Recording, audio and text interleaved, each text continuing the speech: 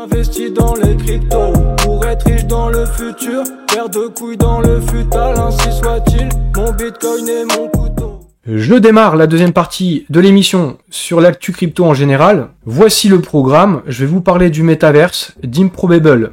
Il y a des trucs sympas, en tout cas me concernant. Vous allez voir ça. Je serai parmi les premiers, a priori, à pouvoir tester le métaverse. Et je dis le métaverse avec des majuscules. Je vais vous expliquer tout ça. Également, je vais vous parler des ETF Ethereum Spot. Est-ce qu'on va vers une invalidation? C'est assez flou, c'est assez confus. Il y a plusieurs sons de cloche. Je vais vous faire part de tous les sons de cloche. Ça va faire ding ding dong. Au final, c'est flou et je ne sais pas ce qui va se passer. Vous non plus d'ailleurs. Et je vous parlerai aussi de la baisse des volumes, de l'intérêt du retail qui est en baisse. Ça se sent aussi dans les stats. Est-ce qu'on est de retour en bear market? Non. Voilà, on joue peut-être à se faire peur. Enfin, je crois pas qu'on est de retour en bear market en tout cas. Mais il y a un désintérêt qui est flagrant. Donc je vous en parlerai. Et pour terminer, dernier sujet important. Ce sera l'argent ou la tech. Qu'est-ce que vous choisissez? Et ça me servira à entamer une réflexion sur la technologie, que ce soit la blockchain, l'IA ou la technologie en général, et sur l'adoption de masse.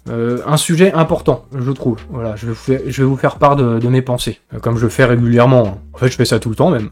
Je vais passer en grand écran pour vous montrer ça. Mais du coup, c'est des annonces autour du lancement du Content Creator Club, donc le club des créateurs de contenu. Parce que Improbable, avec sa technologie, travaille sur des métaverses, et ce qui va se passer, c'est qu'il va y avoir un lancement de métaverses, 20 métaverses, il me semble, qui vont être interopérables. On pourra passer de l'un à l'autre. Et je vous passe la vidéo en même temps. Du coup, regardons ça ensemble. Ça, c'est le futur du métaverse. Hein. Ce sera pas le métaverse de Mark Zuckerberg Facebook, ce sera un métaverse très orienté aussi gaming, spectacle, des concerts, assister à des matchs de foot, bien sûr aussi du gaming, des jeux, n'importe quoi. Mais en fait, même ce que je suis en train de faire là avec vous, faire un live Twitch, je pourrais le faire dans le métaverse avec vous et avec les personnages que vous incarnerez en étant directement à côté de moi et on pourra se parler comme ça. Je pourrais vous dire, viendez ma bande, on va par là, venez mon gang et on va casser la gueule au gang d'en face ou je sais pas, ou n'importe quoi. En fait, on pourra se taper des délires. C'est ça le métaverse. Et du coup, c'est ce qui est prévu là, des milliers de joueurs et qui pourront passer sur différents métaverses qui seront interopérables. On pourra passer d'un monde à l'autre. Ça, c'est censé arriver bientôt, de ce qu'on m'a dit. En fait, le truc, c'est que j'ai été contacté pour être un des créateurs de contenu. Normalement, ça devrait se faire. Je vous en parle maintenant. Je vous en ai pas parlé plus tôt parce que je savais pas si je pouvais trop vous en parler. Et en fait, c'est quelque chose dont je vous avais déjà parlé, ce métaverse-là, en début d'année. Alors, on était le 28 janvier, vous pourrez retrouver la vidéo, voici le titre. Et j'avais fait un petit passage sur X-Word, je m'étais interrogé, parce qu'en fait, on était en janvier, sur la période du compte à rebours de Benjamin, et on était tous en train de s'interroger sur ce que ça allait être, sur quoi ça allait aboutir, ce compte à rebours. Est-ce que ça pourrait concerner, par exemple, X-Word, ça pouvait être une piste, pourquoi pas. Et je m'étais posé cette question, parce qu'il y avait eu un tweet de Directive Creator. Un d'entre vous, un membre de ma communauté, m'avait aiguillé, indiqué, tagué sur ce thread de Directive Creator, dans lequel il disait que 2024 serait une grosse année pour le développement du métaverse. Donc, vous l'avez compris, ça concernera ce métaverse-là que je viens juste de vous montrer juste avant, enfin ce métaverse-là. Ces métaverses-là qui seront interopérables. Et du coup, j'ai dû attirer l'attention, en commentant, j'ai dû attirer l'attention de Directive Creator, parce que maintenant, je suis sur un Discord spécial pour les créateurs de contenu qui seront amenés à tester ce métaverse. Alors du coup, je vous dis au passage, activez les notifications sur Twitch, etc. Suivez-moi aussi sur Twitch, parce qu'il y a un moment, je risque de m'embarquer sur le métaverse. Je sais pas quand est-ce que ce sera. J'ai demandé quand est-ce que ce sera, et en fait, on m'a dit que ce sera sur une période d'une semaine, justement pour laisser le temps à tout le monde de pouvoir faire des lives et faire découvrir aux créateurs de contenu, à leur communauté, ces nouveaux mondes, ce métaverse. Bon, du coup, j'ai attiré l'attention. Je sais pas du coup si ce métaverse finalement, ou ces métaverses interopérables, est-ce que ce sera ça X-Word? Je me souviens juste qu'au premier X-Day, quand on nous parlait d'X-Word, en fait c'était ça l'idée quoi, métaverse interopérable, etc. Donc je sais pas si ce sera ça, on verra. Je vous ai fait un point sur le métaverse, en tout cas ce sera un truc intéressant et j'espère que je pourrai partager ça avec vous sur Twitch. Maintenant je vous parle de l'ETF Ethereum, Spot, bien sûr, on précise Spot, et j'ai fait ce tweet en me disant tiens, plus personne n'en parle, on dirait bien que tout le monde a fait une croix sur une validation pour le 23 mai. Et il y a Sinis qui m'a dit en fait non, peut-être pas, enfin selon lui l'ETF sera validé parce qu'il y a certains moves et je lui ai demandé quels étaient ces moves en question. Il y a eu des modifications, en fait, des ajustements dans les dépôts d'ETF pour enlever la partie sur le stacking. Et du coup, selon Sinis, on perd pas son temps à faire des ajustements si on sait que ça passera pas et que ça sera invalidé. Alors moi je sais pas, c'est son avis à lui, et je vous ai dit dans l'intro, il y a plusieurs sons de cloche. D'après les documents publics de la SEC, l'agence pourrait rejeter l'ETF Ethereum Spot en considérant le TH comme une security.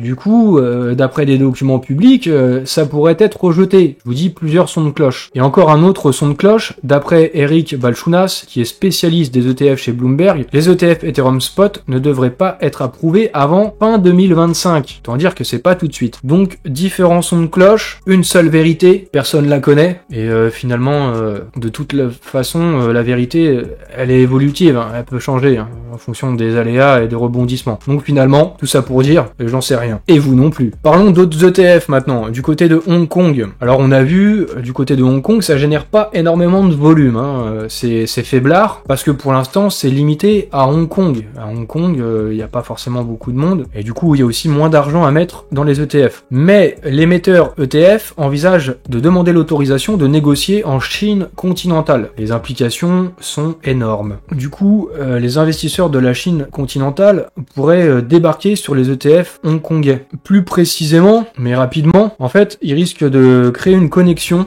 de façon légale, une connexion tout à fait légale qui peut relier la bourse de Shenzhen à l'ETF via le Stock Connect qui propose aux investisseurs qualifiés d'investir sur une autre place de marché via leur bourse habituelle, là en l'occurrence celle de Shenzhen. Mais c'est vrai aussi pour le Shanghai Hong Kong Stock Connect qui cette fois-ci pourrait connecter Shanghai à Hong Kong. Du coup ça c'est légal, ça pourrait donc se passer et on peut se dire que les investisseurs chinois pourraient être très intéressés par ça. Et puisque les bourses etc, les différents acteurs ils vont prendre des frais, ça peut les intéresser de s'ouvrir et de donner l'accès aux ETF hongkongais. On verra si ce sera le cas, c'est quelque chose qui pourrait être à même à relancer un peu la machine. Maintenant je vais passer un petit peu sur de l'analyse technique parce que on a vu justement la machine elle s'est un petit peu essoufflée, hein, la correction. Et là c'est une analyse de CryptoRod qui est pas trop mauvais sur ses analyses. Récemment le 3 mai il avait publié celle-ci où il supposait qu'on allait rebondir comme ça et puis après partir à la hausse. Ça c'était le 3 mai et ensuite au 13 mai on voit que c'est à peu près ça qui s'est passé en tout cas jusqu'ici sur son plan. Bon après c'est toujours des questions de probabilité, c'est pour ça qu'il faut aussi suivre plusieurs analystes, essayer de voir est-ce qu'il y a de la cohérence entre ce que disent les uns et les autres, même entre ce que dit le même analyste, est-ce qu'il est cohérent ou est-ce qu'il change de discours régulièrement. Mais en tout cas, si ça se passe comme lui l'envisage, on va encore stagner quelques semaines et peut-être qu'à l'arrivée de l'été, on pourrait connaître de nouveau une petite hausse quoi. Il y a autre chose qui va un peu dans ce sens-là, je vais rapidement sur ce visuel, c'est Titan of Crypto qui nous dit en gros on est ici si on compare au précédent cycle, hein, sur une time frame longue, sur des temps longs, si on prend du recul du coup, parce que là juste avant on était quand même sur une période plus courte, et on serait sur ce point-là avant une hausse plus importante, toujours au conditionnel, hein, je vous le rappelle. Il y a une autre analyse qui va dans le sens d'une hausse à venir, celle de TechDev, mais cette fois-ci sur les altcoins. Alors je vous fais pas encore le topo MACD, stock RSI qui dépasse les 70, voilà, compression maximale, je me demande ce qui va suivre ensuite, dit-il avec un brin de sarcasme. Du coup on se trouverait ici, on serait en train de tourner bullish, comme on aime le dire, et précédemment, enfin sur le cycle dernier, l'explosion des altcoins s'est passée à peu près à ce moment-là. Donc la semaine dernière, je vous demandais est-ce qu'on va aller vers une alt season, bon, je ne sais toujours pas, hein, mais dans ce cas-là peut-être, si on met en cohérence les différentes analyses là, CryptoRod qui pense que le BTC il va repartir à la hausse au début de l'été, plus ou moins, si on est ici là d'après Titan of Crypto, effectivement on serait sur le point de connaître une hausse et peut-être commencer à partir en exponentiel, alors pas forcément immédiatement, hein, c'est une question peut-être de semaines voire de mois, et dans ce cas-là sur les altcoins on serait ici et effectivement ça pourrait commencer peut-être à décoller, mais peut-être que non, hein. Certains pensent que les alt season c'est terminé, c'est fini, donc je ne sais pas, il y a toujours plusieurs points de vue. Bon, en tout cas moi je serais pas mécontent si ça se passe comme prévu par ces analystes et par TechDev là sur les altcoins. Par contre ce dont il faut bien se rendre compte, c'est qu'il y a eu une baisse de l'intérêt globalement, on est presque retourné en bear market comme aussi nous le dit la Good Value. L'intérêt pour les cryptos revient à son niveau de bear market. Là, il se base sur Google Trends, sur les recherches pour le terme crypto. Ça s'est cassé la gueule après le halving et les ETF. Il y a eu un pic, c'est la hausse, la très forte hausse qu'on a connue les mois précédents. Et puis là, on est retombé. On constate ça aussi au niveau des volumes d'échange. La première baisse du volume d'échange de crypto-monnaies depuis 7 mois. Là, on voit ça, c'est parlant sur ce visuel avec les histogrammes depuis octobre, même depuis, on va dire, peut-être septembre. C'était en hausse, forte hausse même au mois de mars. Et finalement, c'était peut-être un moment pour prendre des profits. Toujours rétrospectivement qu'on se rend bien compte de ces choses-là. Hein. Et puis, derrière, la baisse. Et quand je dis la baisse, je demande pas si ça va, la santé, etc. Voilà, les volumes ont bien baissé et vous voyez bien, c'est parlant. Là, c'est pour le mois de mai, le mois n'est pas terminé. Hein. Mais on est revenu sur des volumes, voilà, c'est pas ouf. C'est aussi quelque chose qui se ressent dans les statistiques. Je vous en avais parlé déjà la semaine dernière. Je vous ai dit, je le sentais bien, une baisse dans mes statistiques, une baisse de l'attention et sur plusieurs réseaux. J'ai vu que Monsieur TK fait le même constat. L'indicateur de vue, visibilité des créateurs de contenu est probablement l'une des meilleures visions du marché retail. Autrement dit, nous on est directement au contact du retail. Quand nos stats baissent, on voit que les gens se désintéressent. On voit que les gens préfèrent lâcher un peu les écrans et regarder ailleurs. Donc comme il dit, pour le moment, la crypto n'intéresse plus vraiment et les statistiques elles sont similaires sur YouTube. Donc on est plusieurs à constater ça. Ça me rassure. Hein. D'un côté, je suis pas le seul. J'ai vu dans les commentaires, il y a d'autres créateurs de contenu aussi qui ont fait le même constat. Il y a aussi CryptoPixou qui parle, qui ironise, sur le fait, ouais, c'est les logiques psychologiques hein, finalement. Ces dernières semaines, il y a un désintérêt du public, il y a moins de trafic et tout ça. Ça se voit sur Google Trends, ça se voit sur les réseaux sociaux et tout ça, les médias crypto, ça se voit d'une manière générale. Et en fait, le niveau d'attention et d'intérêt et le trafic, il est au même niveau que lorsqu'on était sous les 30 000 $ sur le BTC. Du coup, une correction et une consolidation, ça suffit à retomber dans un état d'esprit de bear market. Je pense que c'est parce que les gens ont beaucoup souffert, finalement. C'est peut-être le disbelief, ça. Donc voilà, j'ai terminé sur ce point de la baisse de l'attention et des statistiques, etc., et de l'intérêt pour les cryptos, des volumes et tout. Et maintenant, j'aborde un sujet de réflexion. Alors, je vous ai demandé d'une façon très manichéenne, très binaire, c'est très volontaire aussi. Vous préférez lequel des deux mondes? Le monde numéro 1 où vous êtes devenu riche grâce à vos investissements crypto, mais il n'y a aucune adoption de masse, ou alors le monde numéro 2, il y a une adoption de masse, mais vous êtes resté pauvre. Je fais exprès de poser les choses comme ça. Il y a des gens, ils se disent, putain, il est con, lui, ou quoi. C'est pas grave. Moi, ça me dérange pas d'être pris pour un con. Et d'ailleurs, c'est toujours mieux d'être sous-estimé, parce que les gens font des erreurs comme ça. Mais en fait, tout ça, c'est pour amener sur une réflexion. Tout le monde ne comprend pas forcément ça. Déjà, ce qu'on peut dire, vraiment, hein, très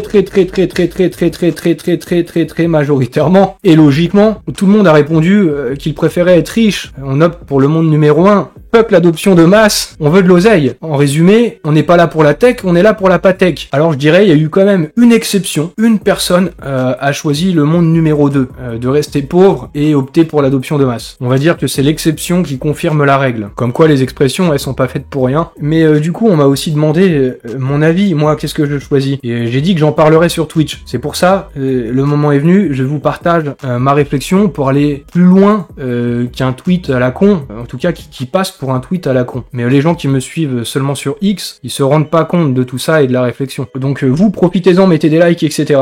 Du coup, moi aussi, en fait, voilà, si je dois faire face à un choix aussi binaire, comme tout le monde, je choisis l'oseille, je choisis l'argent. Mais finalement, je dirais que les marchés financiers, ils peuvent être résumés avec le tweet que j'ai fait précédemment de façon manichéenne, bête, comme diraient peut-être certains. C'est pour montrer qu'on fait rationnellement le choix qui nous favorise le plus. C'est tout à fait logique. C'est pas immoral d'être égoïste finalement dans ce cas-là. C'est normal dans le sens que c'est ça la norme. C'est ce qu'on fait. La question c'est comment on construit les incitations pour construire un monde meilleur grâce notamment à la blockchain malgré notre nature qui est irrationnelle et qui nous pousse à faire le choix de l'égoïsme. Comment on crée les mécanismes avec la blockchain qui vont se servir de cet égoïsme, de la somme des intérêts et des égoïsmes individuels qui vont chercher leur propre gain personnel et comment on met en action tous ces égoïsmes pour pour aboutir à une amélioration pour le bien commun. On peut créer des mécanismes comme ça via la blockchain. C'est en tout cas ce vers quoi j'aimerais qu'on aille. Et je vais développer encore un peu plus cette idée de la technologie, de l'adoption de masse. Et ce que je pense et ce que je souhaite en fait. Ce que je vois et ce que j'espère en fait pour l'avenir. Plus la technologie, que ce soit la blockchain, l'IA, hein, on va dire peut-être principalement en ce qui nous concerne, mais ça c'est valable en général pour la technologie, plus la technologie sera diffusée largement au sein de la population, et plus la probabilité que cette technologie tombe entre de bonnes mains pour améliorer le monde va augmenter. La technologie, elle doit être diffusée au plus grand nombre, idéalement en étant open source, pour bénéficier non pas seulement à un petit nombre de gens puissants, mais pour bénéficier à tout le monde. C'est pour ça qu'il faut au mieux que ce soit open source. Sinon, voilà, on a des brevets, les entreprises ont des brevets, ce qui est aussi logique, hein. Elles ont fait de la recherche et développement, des investissements, et puis elles sont aussi poussées quelque part, comme chaque individu, par l'égoïsme et le fait de faire du bénéfice. Donc c'est pas open source. C'est normal, comme je vous ai dit, c'est les logiques aussi humaines. Mais les humains, ils sont aussi très créatifs. Il y a plein de façons de voir le monde, plein de sensibilités, et je pense qu'en diffusant largement la technologie à des milliards d'individus, ça permettra de rééquilibrer les rapports de force entre les dominants et les dominés. Moi je pars du principe que forcément, au bout d'un moment, si on diffuse la technologie au plus grand nombre, ça va tomber dans les mains de petits génies qui vont inventer de nouveaux modèles, de nouvelles façons de faire, qui vont se servir de ces outils, de la blockchain, de l'IA ou d'autres choses, pour inventer encore d'autres outils et résoudre des problèmes du monde. C'est même presque certain qu'au bout d'un moment, ça va tomber dans les mains d'une personne, cette technologie, qui sera désintéressée, qui sera, comme tout à l'heure, l'exception qui confirme la règle, la personne qui va choisir juste d'œuvrer pour le bien commun. Il y a des personnes comme ça.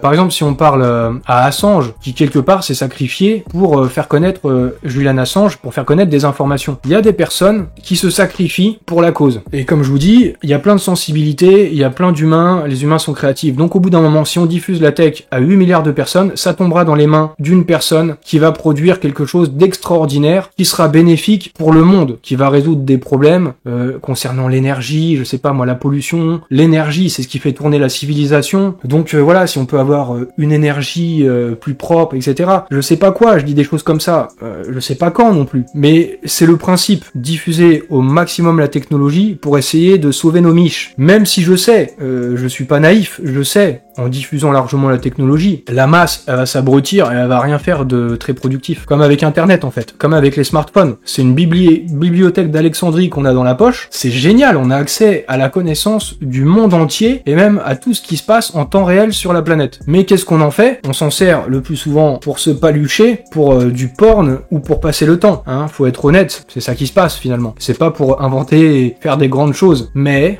il y a les exceptions qui confirment la règle. Et du coup, il suffit juste que la meilleure technologie tombe dans les meilleures mains, chez les meilleures personnes, pour que le monde change pour le meilleur. Donc gardons espoir dans la technologie et dans l'humanité. Et de toute façon, comme je le dis, on n'a pas d'autre choix. Hein. On est obligé. C'est comme ça. Voici ma réflexion sur la technologie. Et du coup, je vais terminer en vous parlant de GPT-4o, la nouvelle sortie d'OpenAI, une IA qui est capable de converser avec un humain à travers l'audio, la vidéo et le texte en temps réel. En fait, si vous aviez une conversation téléphonique avec une telle IA, vous pourriez ne même pas vous rendre compte que c'est une intelligence artificielle. C'est vraiment une dinguerie. Je vais vous passer quelques extraits. C'est vraiment bizarre en fait. Parce qu'en fait, on entend même le souffle de la voix. On peut sentir du doute. On peut sentir le rire dans la voix. On peut sentir l'interrogation. C'est assez bluffant. Je vous passe un extrait où il y a deux IA, une avec une voix de femme et une autre avec une voix d'homme. Et ils vont se mettre à parler un petit peu entre eux. Je vous passe quelques extraits pour que vous vous rendiez compte. Hello there, new AI friend. I'm O. Ready to explore the world through your eyes? What are we looking at today? Hi, O. We're looking at a person wearing a black leather jacket and a light-colored shirt. They're in a room with a modern industrial feel, with exposed concrete.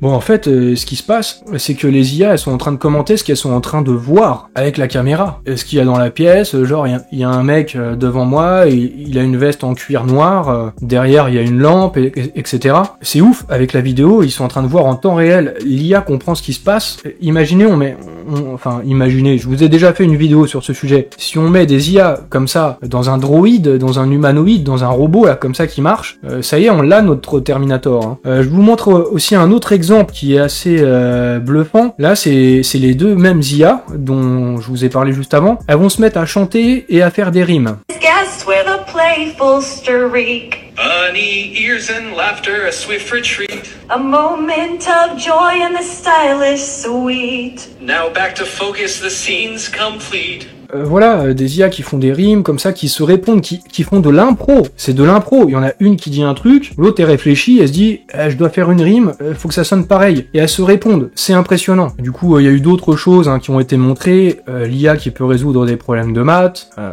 Putain, du coup ça pardon pour le putain, mais là je vois tout de suite les petits collégiens qui vont se servir de l'IA, qui vont montrer, vu que ça marche avec la vidéo, ils vont montrer leurs problèmes de maths à l'IA, et c'est l'IA qui va faire les devoirs. Il y a d'autres cas d'utilisation, il y en a plusieurs, voilà, je vous ai parlé de la chanson, etc.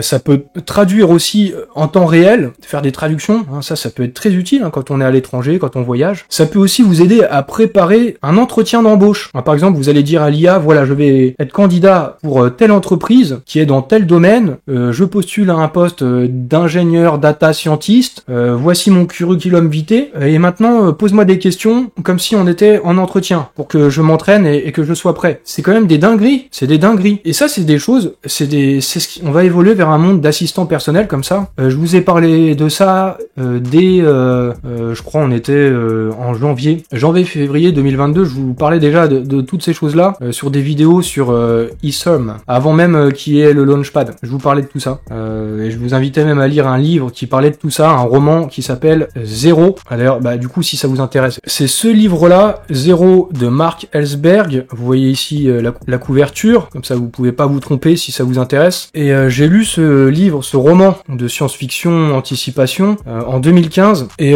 quand j'ai lu ça, je me suis dit, oh, là il y a une vraie analyse. C'est pas juste un roman, c'est une vue du futur. Et depuis, le monde va dans ce sens-là. Et c'est d'ailleurs le fait d'avoir lu ce livre, ça a contribué au fait que je me mette dans les cryptos. Parce que à un moment j'ai compris que c'est bien ce monde-là qui allait venir. Ce livre m'a aidé à comprendre. Donc si vous voulez comprendre un peu le futur qui nous attend, si vous aimez lire et si vous aimez ce type de livre, vous pourriez le lire. Donc voilà, sur les IA, il y a aussi Grok qui va être mise à jour plus ou moins vers le début de l'été. On va voir ce que ça va donner. Je vous ai montré dans la partie d'émission sur Multiverse X qu'il y a Grok maintenant, là je vais jouer avec, donc j'ai hâte aussi qu'il y ait la mise à jour, voir si ça s'améliore. Et je vais terminer rapidement sur les chiffres de l'inflation US qui tombe à 3,4%. C'est un résultat conforme aux attentes, mais le plus important c'est que le corps CPI qui tombe à 3,6%, c'est son plus faible niveau depuis novembre 2021, comme on voit ici. Ça c'est plutôt une bonne nouvelle, ça pourrait pousser la Fed à baisser ses taux, et ce serait bénéfique pour les marchés financiers. Et également, ça va un peu dans le même sens au niveau de la France, et du coup de l'Europe. La France affiche également une baisse de l'inflation, plus 2,2%, et c'est proche de l'objectif de la BCE de 2%. Donc voilà, on ira peut-être vers une baisse des taux. Je crois qu'aujourd'hui, il y a les chiffres du chômage aux États-Unis qui tombent aussi, je ne les ai pas vus, donc c'est aussi quelque chose que je vous invite à regarder. Et maintenant, c'est la fin. Voilà, c'est la fin de l'émission. Vous pouvez liker, vous pouvez vous abonner, activer les notifications, etc. Comme je vous disais aussi au début, peut-être activer les notifications sur Twitch, parce que à un moment, je vais peut-être faire un petit tour dans le métavers, je sais pas trop quand, et dans des métaverses interopérables. Donc si vous voulez suivre ça sur Twitch, ça risque d'être un truc que je vais improviser. Donc suivez-moi sur les réseaux, commentez, aidez l'algorithme sur YouTube à diffuser la vidéo. Et voilà, je vous remercie d'être là. J'espère en tout cas que vous avez apprécié le live. Du coup, je vous souhaite une bonne soirée, une excellente soirée, même si vous regardez en journée. Et je vous dis salut à tous.